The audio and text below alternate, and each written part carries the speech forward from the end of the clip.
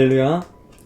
주 예수보다 더 귀한 것은 없네. 네, 우리가 잘 아는 이 찬양의 고백, 저와 성도님들의 입술의 고백이 되었으면 좋겠습니다. 그 무엇과도 바꿀 수 없는 우리 주님을 우리 기쁘시게 하는 그런 하루가 되기를 간절히 소망합니다. 오늘 우리가 함께 나눌 말씀은 마가복음 10장 17절에서 31절의 말씀입니다. 오늘 본문은 우리가 잘 아는 부자 청년에 관한 이야기입니다. 이 부자 청년이 어느 날 예수님을 찾아와서는 내가 무엇을 하여야 영생을 얻을 수 있습니까? 라는 굉장히 심오한 질문을 던집니다. 예수님께서 이 부자 청년의 이 질문에 대해서 대답을 하시는데 이 부자 청년에게 한 가지 요청을 하십니다. 우리가 예수님의 대답을 이미 잘 알고 있죠. 그런데 먼저 이 말씀을 하시는 예수님의 마음이 어떠신지를 한번 보았으면 좋겠습니다.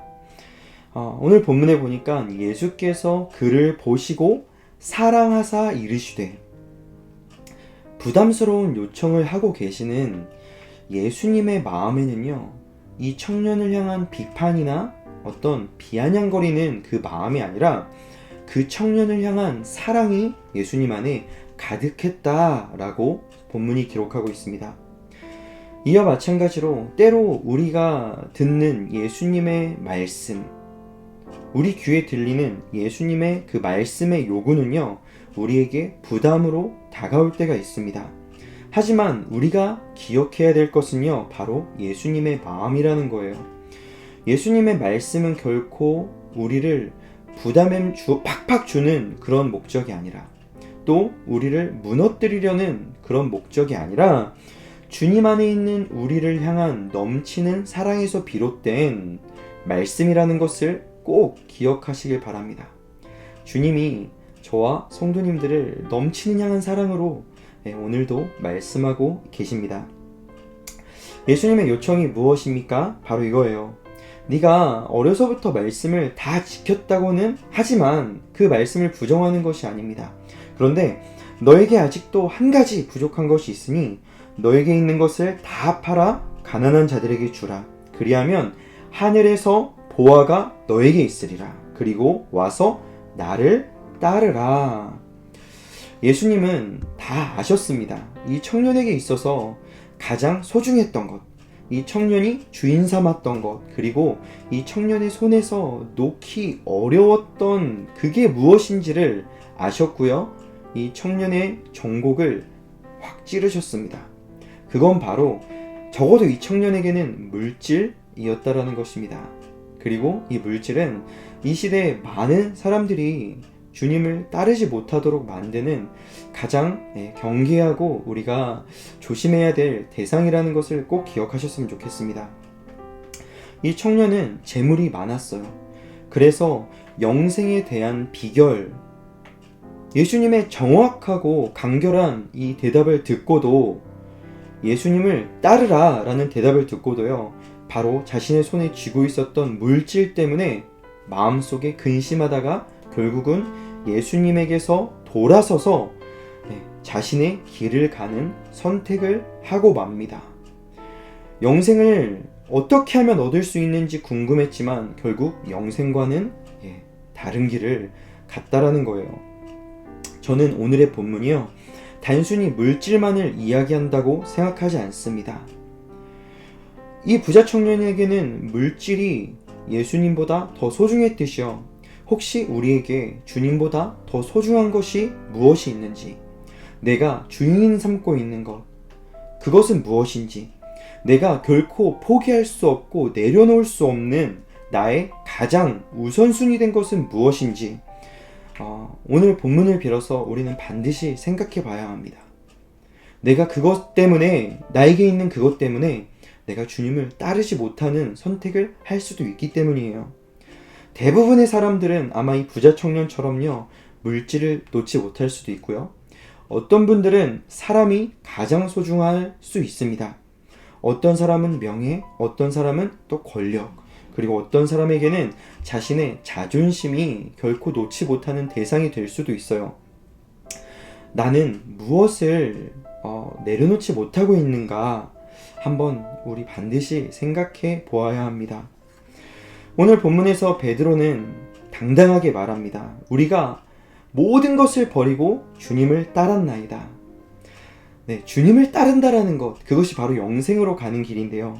주님을 따른다라는 것은 내가 갖고 있는 모든 것을 버릴 수 있어야만 가능하다라는 말이 되죠. 때로는 예수님과 복음을 위해서 내가 소중히 여겼던 사람들, 심지어 형제나 자매, 아버지나 어머니, 그리고 자식까지도 주님 앞에 내려놓을 수 있어야 돼요. 그것이 주님보다 앞서서는 결코 안 된다라는 것입니다.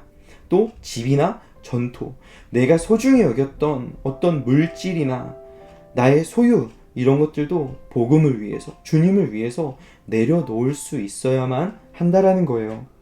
아브라함이 사랑하는 독자 이삭을 하나님 아버지께 제물로 바칠 수 있었던 것도, 또 예수님이 자신의 생명조차도 귀한 것으로 여기지 아니하고 십자가에 내려놓을 수 있었던 그 이유도요, 다른 것이 없었습니다.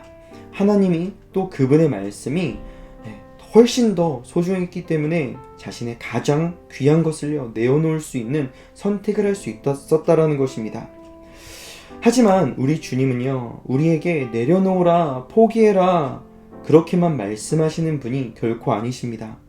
네가 소중히 여기는 것을 내려놓고 가난한 자들에게 나누어 주었을 때 무엇을 약속하십니까? 하늘의 보화가 네 것이 될 거야. 그리고 나와 복음을 위하여서 집이나 형제 자매, 어머니나 아버지, 자식이나 전토를 버린 자는 주님이 무엇을 약속하십니까? 현세, 즉 지금 이 세상에서, 멀리 하늘나라에서 얻게 될 것이 아니라 지금 이 세상에서 네가 주를 위해 포기한 것, 내려놓은 것 100배나 더 받게 될 거야. 그리고 내세에서도, 하늘나라에서도 영생을 주신다라고 말씀하신 주님을 기억하셔야 합니다.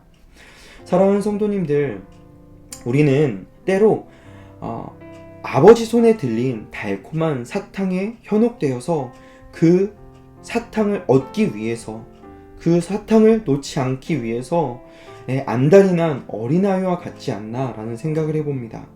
하지만 우리가 바라봐야 될 것은요, 당장 나에게 달콤함을 주는 그 사탕이 아닙니다. 사탕뿐만 아니라 우리에게 모든 것을 주실 수 있는 하나님 아버지를 바라봐야 되는 것입니다. 우리 아버지를 소유하면요, 그 주님 안에 있는 모든 풍성한 것들이 결국 누구 것이 되는 것입니까? 바로 내 것이 되는 거예요. 이것을 꼭 기억하셨으면 좋겠습니다. 주님보다 더 귀한 것은 이 세상 그 무엇도, 아무것도 없습니다. 이 세상 그 무엇도 우리 주님보다 귀하지 않다라는 거예요. 우리 주님이 저와 성도님들에게 내려놓으라 라고 말씀하실 때 우리 주님 앞에 나의 전부도, 모든 것도 다 내려놓을 수 있는 사람, 그래서 주님께서 오늘 본문에서 약속하신 하늘의 보화와 또 100배의 축복이 저와 성도님들의 것이 될 수 있기를 간절히 소망합니다. 오늘 앞서 불렀던 찬양, 그 찬양의 고백대로 우리 주님을 가장 귀하게 여기며 그 무엇도 주님보다 앞세우지 않는 오늘 하루를 살아가는 주소원교회 성도님들의 하루가 되기를 믿음으로 축원합니다. 오늘도 말씀으로 승리하십시오.